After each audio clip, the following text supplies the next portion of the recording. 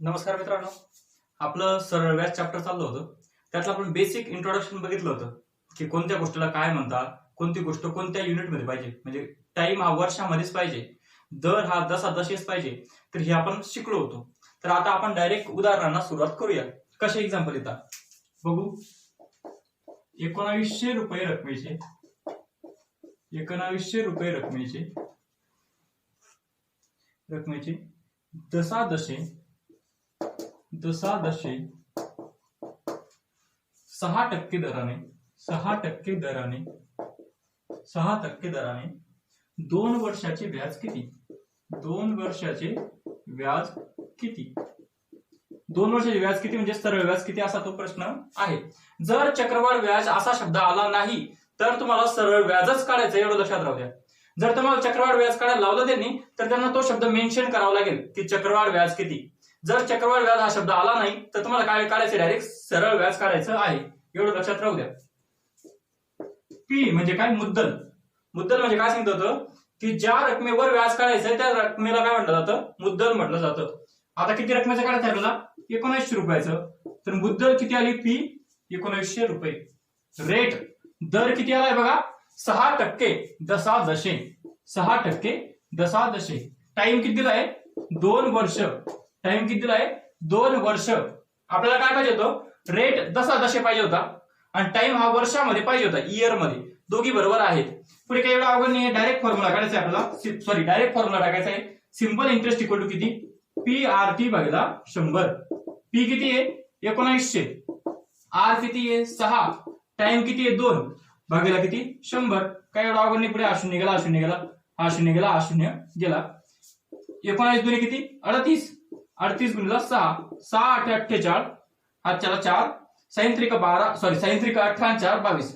228 रुपये. किती आलं? 228 रुपये. 19 दुने 38 आणि 38 किती केलं? 6 8 48. हा चला 4. साइन त्रिक 18 4 22. 228 रुपये व्याज झालं आहे. जर तुम्हाला असं विचारलं असतं की रास किती, तर रास किती असते? रास असते मुद्दल म्हणजे पी अधिक व्याज, जेवढा आला आहे तेवढं. मुद्दल किती होती? 1900 रुपये. व्याज किती होतं? 228. तर रास किती झाली असती? 8 2 19 2 21. 2128 रुपये.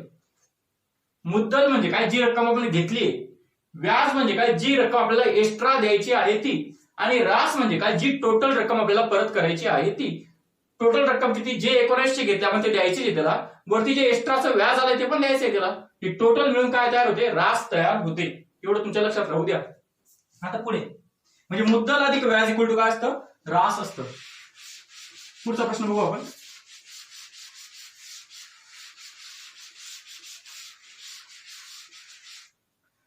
दशादशे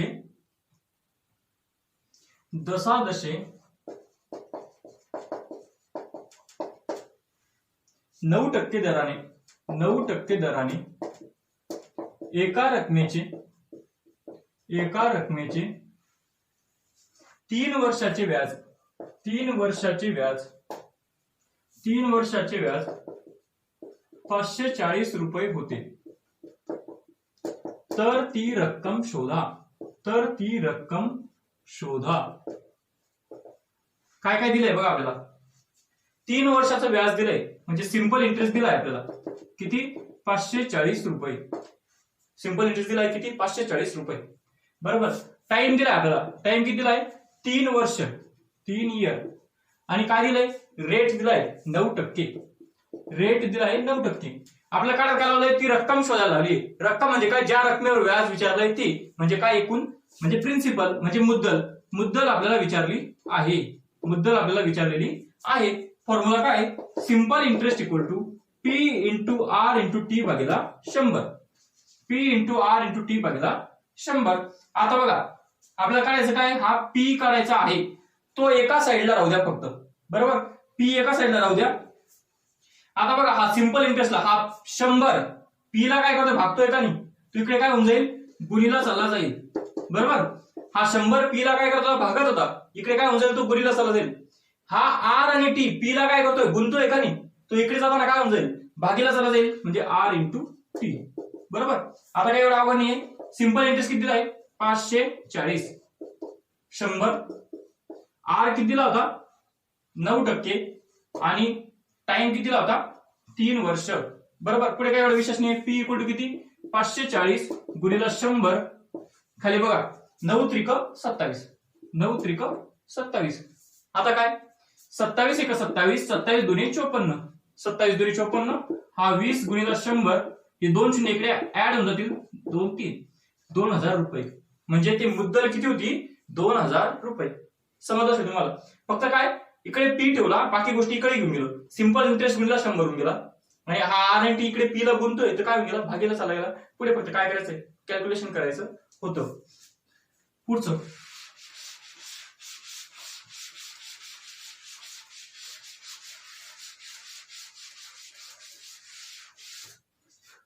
उदाहरण बघू. 720 रुपयाचे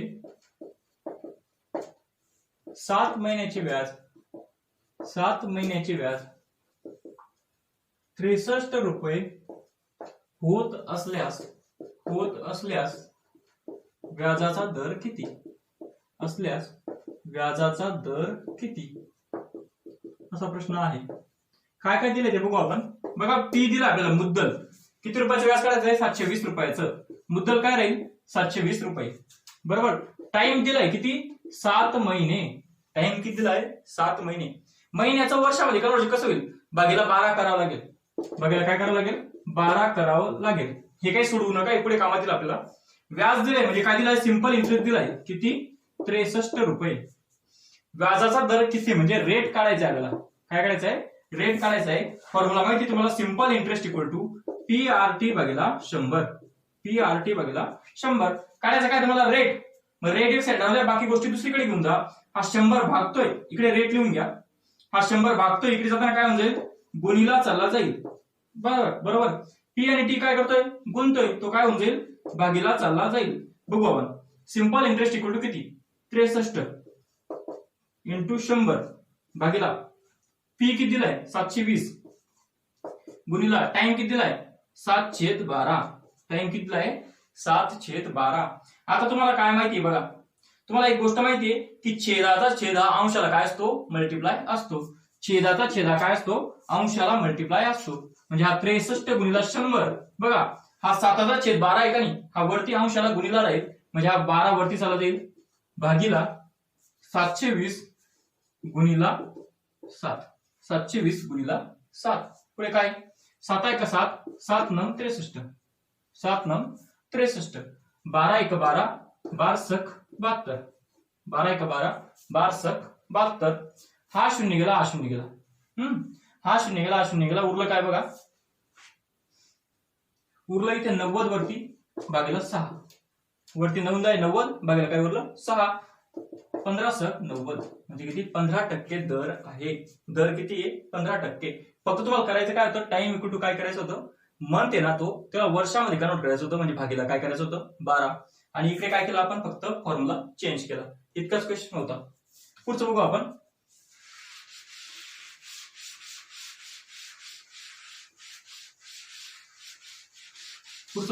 उदाहरण.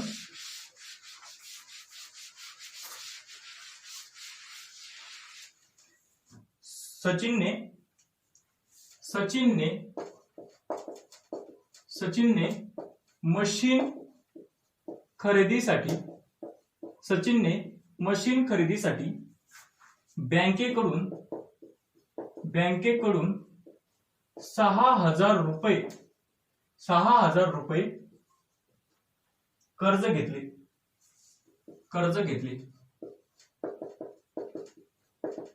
3.5 वर्षांनंतर त्याने बँकेत 10,200 रुपये भरले. 10,200 रुपये भरले व तो कर्जमुक्त झाला. तर बँकेचा व्याजदर किती.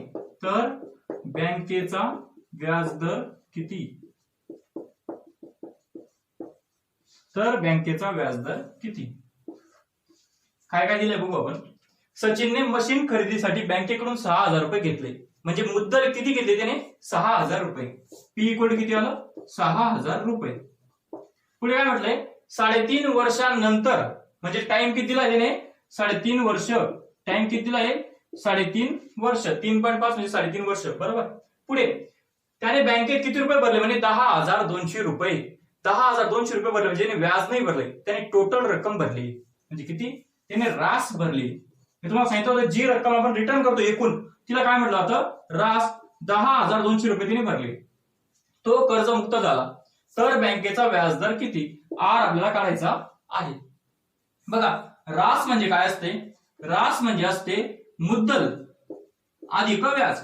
रास म्हणजे काय असते? मुद्दल अधिक व्याज. म्हणजे बघा, 10,200 इक्वल टू मुद्दल म्हणजे काय? पी. पी किती आहे? 6,000 आणि प्लस व्याज. मग व्याज बरोबर काय होईल? बघा, हा 6,000 इकडे बेरजेत आहे का नाही? इकडे वजा होऊन जाईल. 10,200 वजा 6,000. 10,200 वजा 6,000 किती होता? 4,200. म्हणजे त्याने 6,000 रुपयाला 4,200 रुपये व्याज भरलं आहे 3.5 वर्षात. माझा पुढे काही एवढा अवघड नाहीये. पुढे काय म्हटलंय? व्याजदर किती? तुम्हाला सिंपल इंटरेस्टचा फॉर्म्युला माहितीये. Simple interest equal to P into R into T भागिला 100. सिंपल इंटरेस्ट किती? व्याज 4,200. पी किती आहे? 6,000.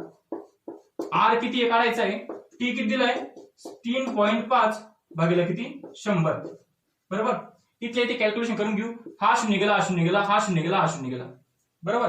आता बघा, हा आर ला दोघी गोष्टी मल्टिप्लाय करता येईल. इकडे काय होऊन जाईल? भागीला सगळ्यातील. म्हणजे आर इक्वल टू किती?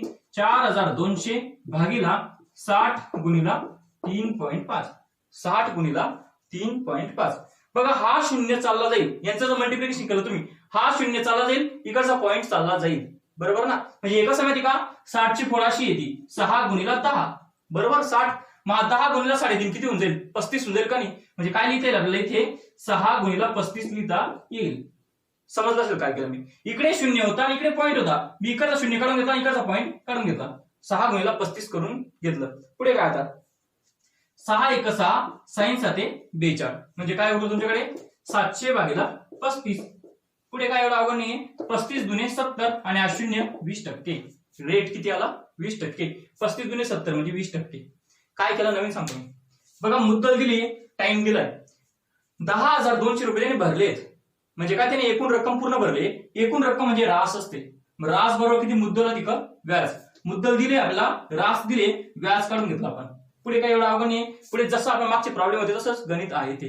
बरोबर. पुढचं एवढं उत्तर तुम्हाला समजलं असेल. आता पुढचं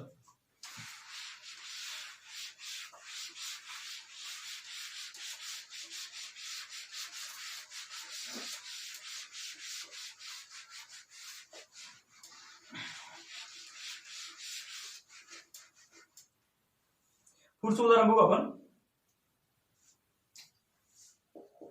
जर दर व काळ सारखाच असल्यास 600 रुपयाचे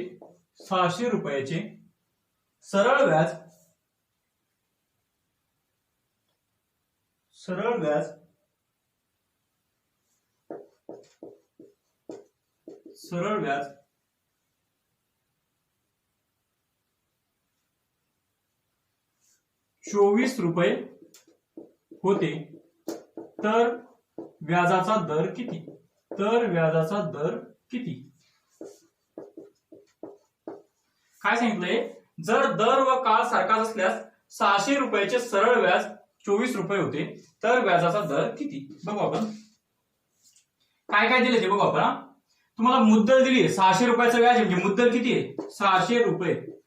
सरळ व्याज किती दिलंय? म्हणजे सिंपल इंटरेस्ट किती दिलंय ते? 24 रुपये. काय म्हटलंय अजून? दर म्हणजे व्याजाचा दर, रेट, हा काळा इतकाच आहे म्हणे. रेट आणि काळ हा सारखाच आहे. म्हणजे रेट आणि टाइम काय आहे? सारखाच आहे. फॉर्म्युला काय होता बघा. Simple interest equal to P into R into T भागीला 100. बरोबर. त्याने काय सांगितलं? रेट हा टाइम इतकाच आहे म्हणे. मग पुढे काय केलं आपण बघा. Simple interest equal to P into R. टाइमच्या जागेवर आपण काय लिहून घेतला? आर लिहून घेतला. कारण टाइम हा आर इतकाच आहे का नाही? म्हणजे हा परत आर भागिला 100. काय झालं बघा, simple interest equal to P. R गुणिला आर किती होईल, आर चा वर्ग होऊन जाईल काही, म्हणजे आर स्क्वेअर भागिला किती 100. बरोबर. आता फक्त आर स्क्वेअर एकीकडे राहू द्या, बाकी गोष्टी दुसरीकडे घेऊन या. आर स्क्वेअर इक्वल टू हा 100 भागतोय, इकडे काय होऊन गेला, गुणिला चालला गेला, आणि हा पी गुणतोय तो काय होऊन गेला, भागीला चालला गेला. सिंपल इंटरेस्ट इक्वल टू किती बघा 24 रुपये. हा 100 भागीला पी किती दिलाय 600, पी किती दिलाय 600.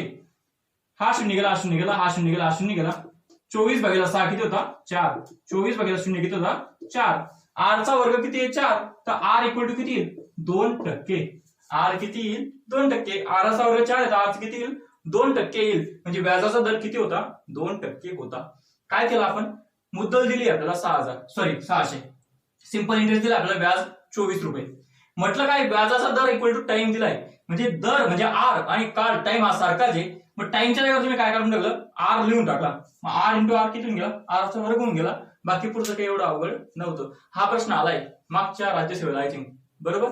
म्हणजे सोपा क्वेश्चन होता, फक्त माहित नसल्यामुळे आपण सोडून देत होतो.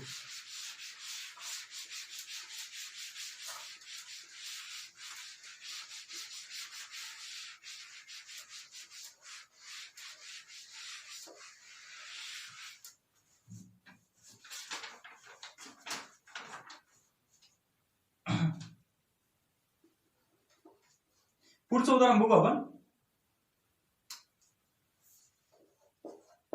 एका माणसाने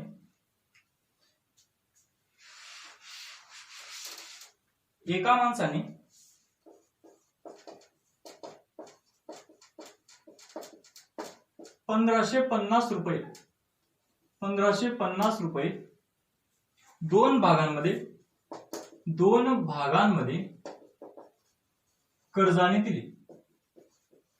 कर्जाने दिले.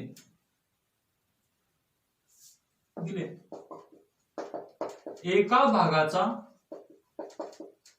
व्याजाचा दर 8% होता व दुसऱ्याचा 6% होता. जर एका वर्षाला त्याला 106 रुपये मिळत असतील,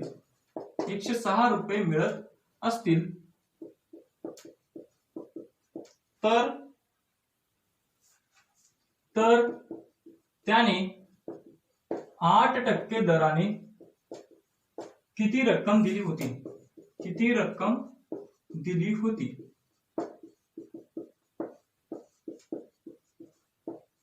बरोबर. काय एवढा अवघड प्रश्न नाहीये, फक्त प्रश्न समजला तर उत्तर काढता येईल. काय म्हटलं त्याने बघा, सिंपल उदाहरण आहे मित्रांनो. काय केलंय बघा, एका माणसाने 1550 रुपये दोन भागांमध्ये दिले. त्याच्याकडे 1550 रुपये असतील, त्याने दोन लोकांना कर्ज दिला समजा तुम्ही.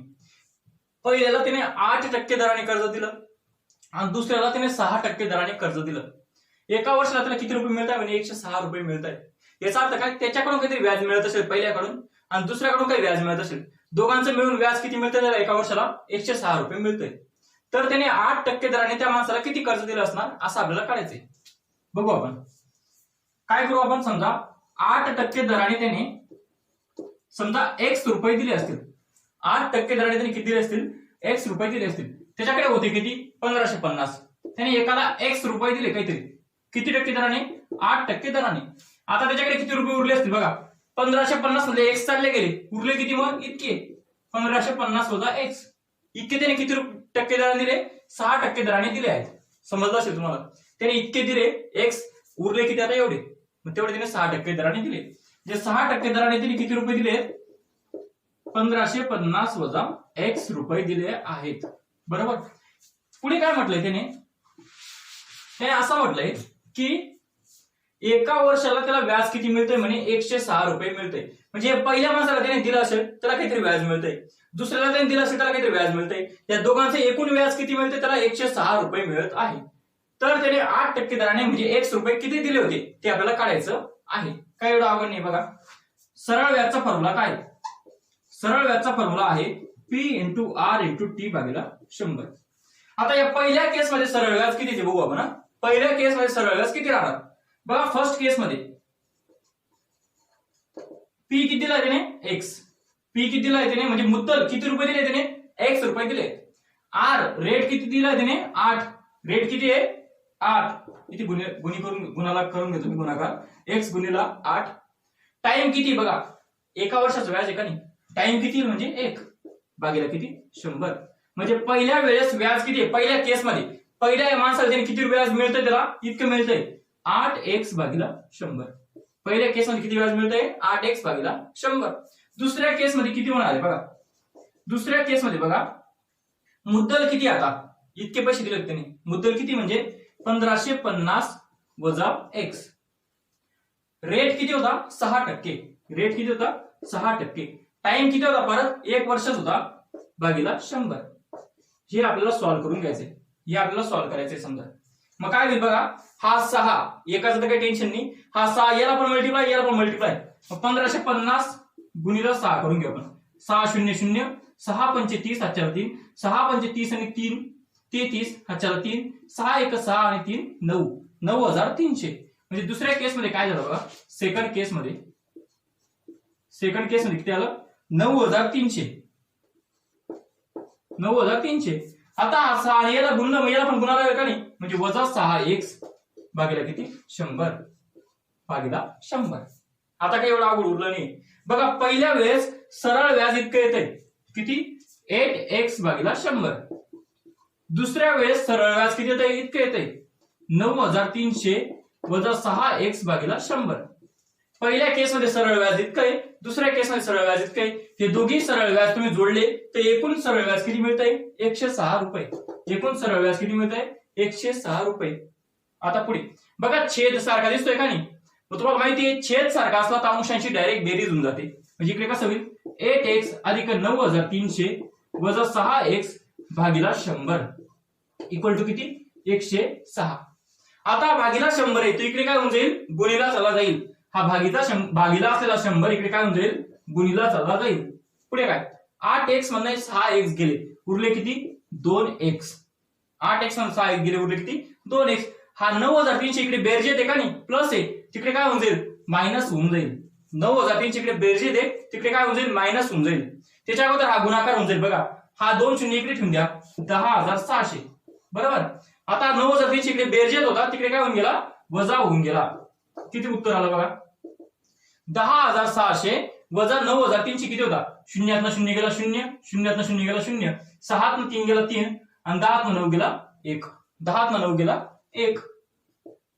2x इक्वल टू किती 1300.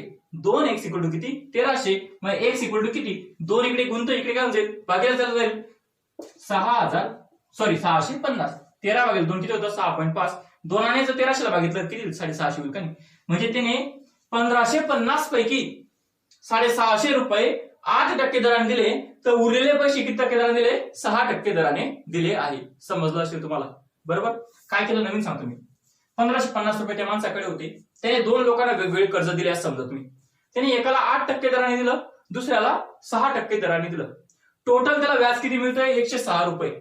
मग त्याने 8% दराने समजा x रुपये दिले असतील तर दुसऱ्या माणसाला किती दिले त्याने 6% दराने इतके 1550 वजा x. या दोघांचं व्याज आपण काढलं त्या व्याजाची आपण बेरीज केली आणि एकूण व्याज आपल्याला दिलं 106. पुढे गुणाकार भागाकार करून उत्तर काढलं तर किती आलं 650 रुपये. म्हणजे त्याने 650 रुपये 8% दराने दिले होते. तोच आपला प्रश्न होता. असा होता हा आपला पहिला टॉपिक बरोबर. असा होता आपला हा पहिला टॉपिक. आता सरळ व्याजचे वेगळे उदाहरण आपण पुढच्या व्हिडिओमध्ये घेऊ. तोपर्यंत घरीच राहा आणि सुरक्षित राहा. धन्यवाद.